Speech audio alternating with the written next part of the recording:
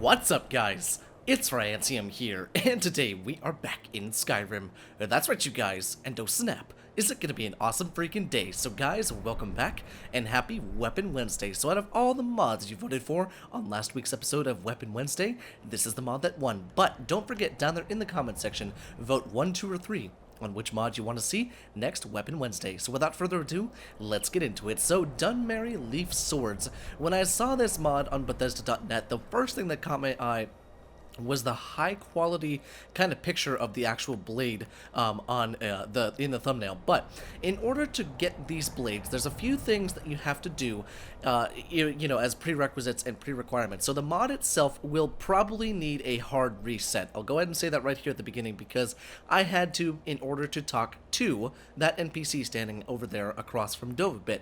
Now, we're over here at Hlaalu Farm, right across from Windhelm. Hlaalu Farm is where you're going to want to come, which is next to Hollyfrost Farm, Ingle Barrow, Trader's Post, Sacellum of Boethia, and Windhelm, of course. Windhelm being the main hold you're going to want to come to find Hlaalu Farm. Now, in order to get these blades, there's a few ways you can get it, but the main thing you can get it, or the main way you can get it, is if you know the Ebony smithing perk. Now, if we come into smithing really quickly, and we check this out, Ebony smithing requires level 80, as we all know in here in the smithing tree. Now it requires level 80, and once you know that, you can come up to this NPC known as Garilum Morini, and he's a custom voice actor. Blacksmiths that can forge ebony, would and ya? He's looking for a blacksmith to forge the Ebony DUNMERI blade. Now, if we go and talk to him, we can try, you can say, try the blacksmiths in the major cities, why, no, sorry, or if you know the Ebony smithing perk, you can forge the ebony. Really? Fantastic. I'd like to commission you an ebony leaf sword, as in this manual I have here. Now, once he gives you the manual, handsomely and provide the materials. Now, that's the best part about this. He provides the materials, too, and you can do Excellent. Here, the materials and the manual. You'll get your pay when the sword is finished. Found any blacksmiths? So it's a little bit of a, you know, it's a small quest in order to commission, or in order to build this sword. Now, he gives you the leaf sword manual as well as the ingredients to do it. Now, just for safekeeping, we can go ahead and check out the manual. I don't know if it does anything, but I just do it just in case, you know, in the game it needs to tick over that it knows the recipe or something like that. But that's just kind of in my my experience. Now, we're gonna go ahead and save time by going up to the cheat room and using the forge there. Now that we know the recipe to do this, it's not actually found within the ebony smithing area inside of the smith. If we go ahead and turn around and come over here to where the smith is at, we can go ahead and check this out in steel. Now right here, DUNMERI Ebony Leaf Sword, Steel Leaf Sword, and Steel Leaf Sword. We're gonna make one of each. So we're going to make each of these. Now you're probably wondering, why exactly are there 4 different swords? Well, it's one-handed and two-handed, I would assume. Let's go ahead and double check that. Holy Jesus, that was a loud noise. But let's see. We can go ahead and take off my god ring, because that's a little bit crazy. But that's one-handed. And then the game is frozen. So that's one-handed. That's two-handed. So yes, there are one-handed and two-handed variants of these swords. Now let's go ahead and teleport back to the guy, and we'll get the quest done, and then we'll take a look at the swords. Okay, so let's go and give him the sword. Yes, here it is. You have no idea how grateful I am. Look at that. Expertly crafted. Alright, there we go. You have outdone yourself, Muthsira. Here's your payment. 1,000 septum should cover your labor expenses. Okay, and there we go. I have some spare materials that you may have. Perhaps to make yourself a sword. Well, thank you very much. Keep the manual. Thank you again, friend. And there we go. The quest is done.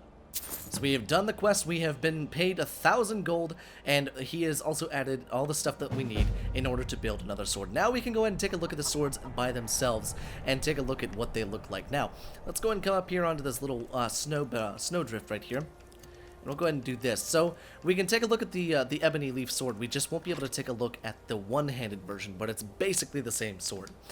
So on our back, you can see it sitting there, and in fact, we're using the heavy chitin armor. But look at the blade. In fact, you know what? We need to go somewhere where the lighting is a little bit better, so let's find somewhere where that is possible. Alright, this is much better. We're going to take a look at it underneath of the fire in the Jorvesker fire pit. So if you hear people talking in the background, it's because of the damn companions. But let's get a little closer to this blade so that you can see the actual detail. In fact, you know what? Let's see. Audio, voice, we're just going to go and turn that all the way down so that they do not disturb us in this showcase. So as you can see, the detail on this blade is impeccable. Look at the freaking design on the actual blade.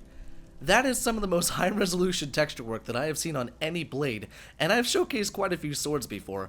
I mean, I am right on top of that thing, and it is still as high quality as ever, and the picture on the Bethesda.net is very reminiscent of what it's supposed to look like, which is a very good sign.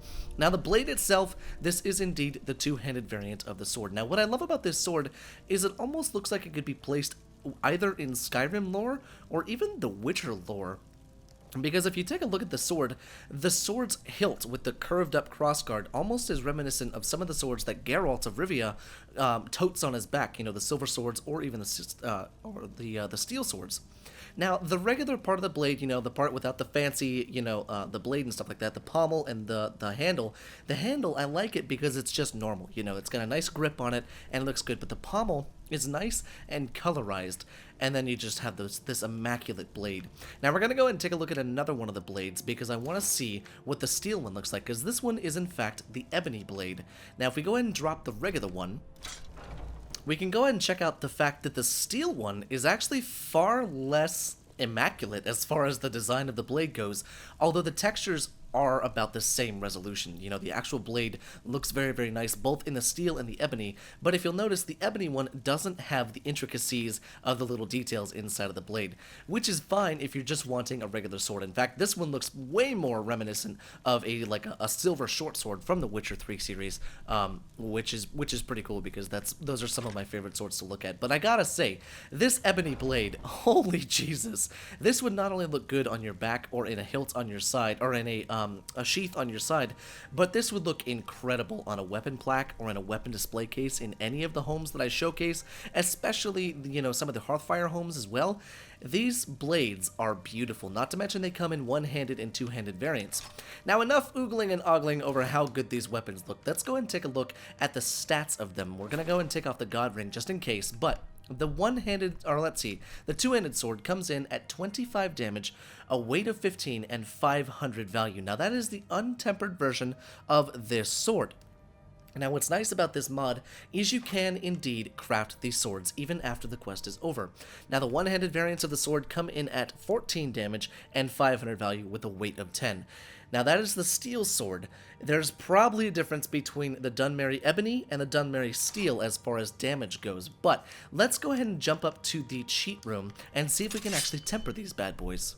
Alright, so we're over here at the Grindstone. Let's check this out, shall we? So we can indeed temper them. So up from 25 to 35 damage on the Ebony Leaf, and 14 to 26, which is pretty cool. So if you notice, the legendary version of this sword right here is actually just on par with the regular Ebony Leaf Sword. So the Ebony Leaf Sword is far superior as far as weapon damage, as well as, you know, the ability to temper it. But I do believe that's everything that this mod has to offer, guys. In fact, let's check one last thing. Let's see if we can actually enchant them. Item, yes you can. Perfect, so that's great to know. You can actually enchant the weapons in this mod, and I gotta say, they are some of the prettiest blades I have ever seen in Skyrim. So guys, I very much hope you enjoyed today's mod showcase, and don't forget, vote 1, 2, or 3 down there in the comment section on which mod you want to see next Weapon Wednesday. And guys, I will see you in the next video.